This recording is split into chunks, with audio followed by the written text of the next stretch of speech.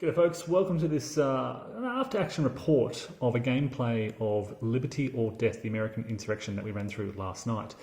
This was only my second attempt at this game, and unfortunately it's been a few years since I played it, so I was very rough on the rules. The other two friends I played with hadn't played this title. This is Volume 5 in GMT in Volko Ruhnke's Coin series. This design is by Harold Buchanan, focuses on the American Revolutionary War. So we were all pretty rough to this. We've all played a lot of coin games, but this one does a few little innovative things, particularly with British movement and Native American war bands and the blending of Patriot militia, Continentals and the French. There are French blockades and squadrons and naval intervention levels, a few other little things to track that gives this that distinctive flavour. One of the things I do like about the coin series is while you've got this common rule set, they all really convey a strong sense of the historical theme that you're sort of gaming. So this really does feel like a grand scale representation of the American Revolutionary War. Unfortunately, we didn't get through the game. We were doing the sprint scenario, which is basically 20 event cards plus 2 winter quarters events, which does a score check. But we were partway through and then a tornado struck. Literally, like outside. The place I live in had a tornado run through town and it's caused huge destruction.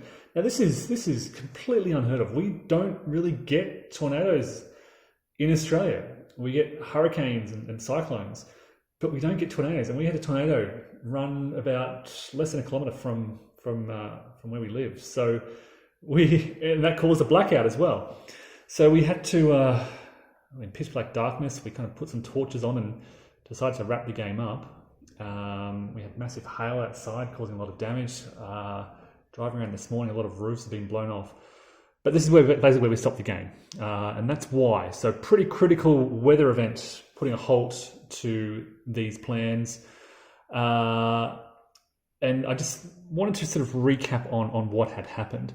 So basically the British, there were 4 powers in this game. The Indians or Native Americans and the British, and they kind of are allied.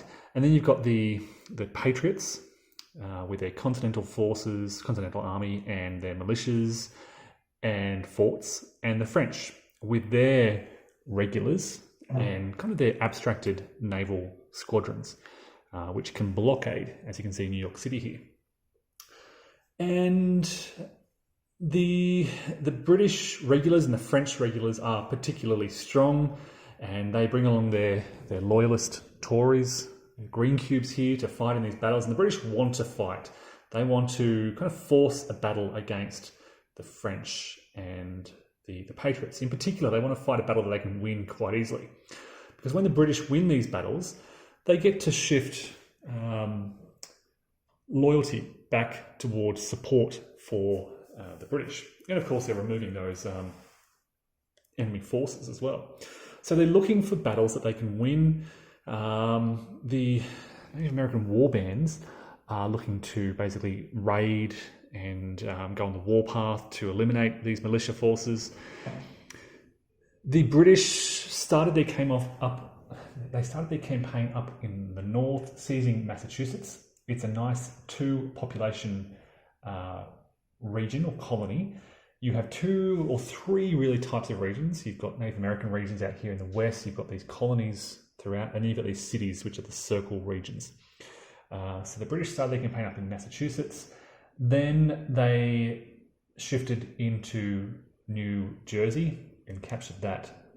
At the same time, they were advancing from Savannah into South Carolina, which is another 2-population area, with plans then to move into North Carolina and Charleston.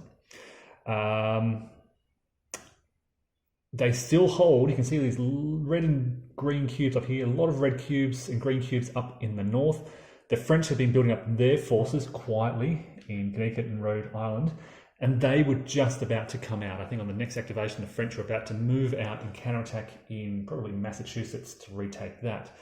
All the while, the British had also been really targeting the Patriots and bringing down Patriot continental strength. So there's a lot of continental army cubes in the Patriot available forces box down here in the sort of southwest corner.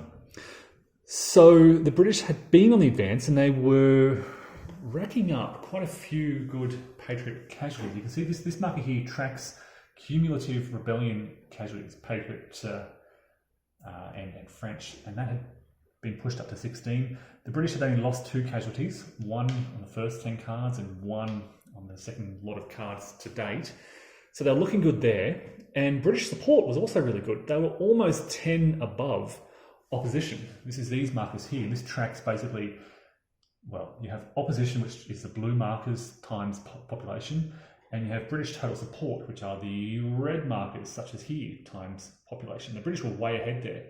And just towards the end, the Patriots performed I think it was a rabble-rousing event. They had all these militia, underground militia, such as these, spread throughout the colonies, and then suddenly, with one big event, they activated them all. So you can see they're all being exposed and really ramped up opposition to the British Crown, which kind of brings the victory margin back a lot closer. So the French really didn't do a lot. They established a blockade, then the British brought this back down again, and they established another blockade, and they brought some armies out, and the British brought their armies away, and then they brought their armies back out again. So the French were pretty inactive. They're kind of playing a sort of passive role. They were giving a lot of resources to the Patriots. They can do that as well. So fairly quiet play from the French, but as I said, they were about to strike out, and there was about to be a war up here in New England. The Patriots really struggled. As I said, they were the focus of a lot of these British attacks. There was some fighting here and some fighting here, which the British won.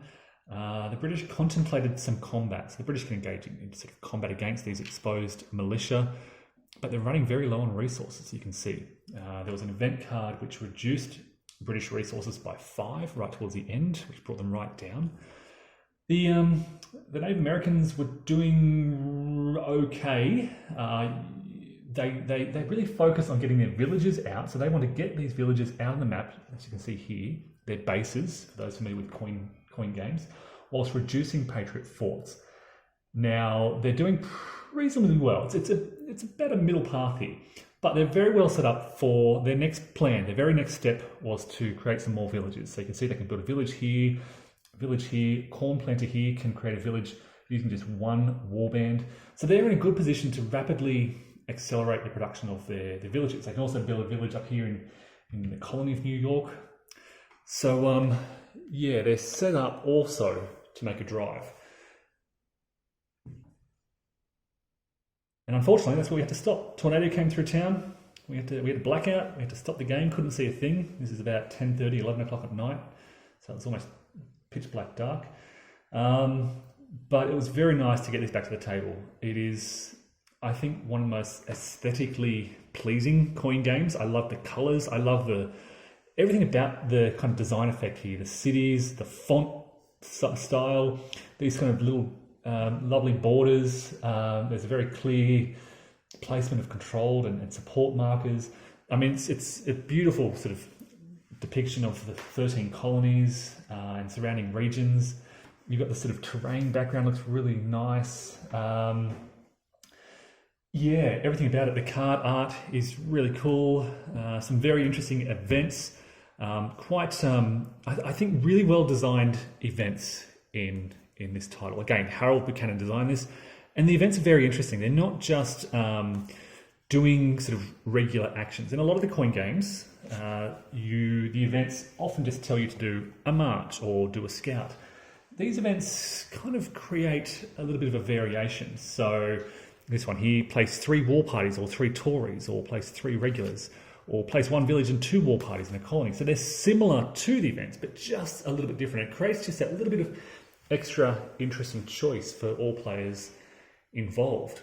The British certainly had, I think they kind of tended to dominate the events in the first half of the game. They were getting a lot of really good events. enabling to bring out all their regulars. You can see there's not a lot of available British forces. There are no British forces unavailable, just the one British casualty thus far this year. So, yeah, the British felt like they were in a good position. But look, in terms of victory conditions, let me point that out. So I think that the British, if I calculate this correctly, the British, with their combination of sort of negative points for support and positive 4 points for casualties, are sitting on +2. I think the Patriots are, well, they're looking to get forts. I think they're also on +2 for some reason. I think they're looking at 0 for the fort modifier, +2 for opposition. So they're on +2. The French hadn't inflicted many British casualties. So they were on -2, I believe, because of this modifier. And the Indians were on about -2 as well. So it's still, that's a pretty close margin for a coin game. Again, still some play to go.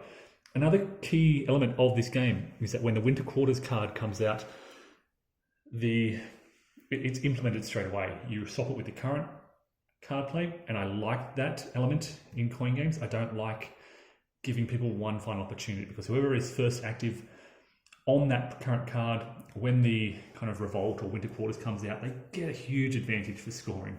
I like the idea that when Winter Quarters comes out, the game instantly ends and enters that scoring and upkeep phase. So folks, that's kind of a brief report of our tornado interrupted gameplay of Liberty or Death, Volume 5 in the Coin series, published by GMT Games in 2015, designed by Harold Buchanan.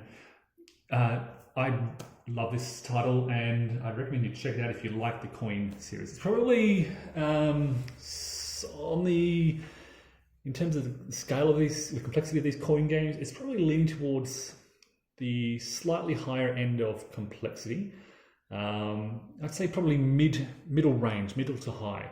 Certainly not as difficult as Pendragon, but more difficult than Cuba Libre and Andean Abyss. Okay, folks, thanks for watching, and take care.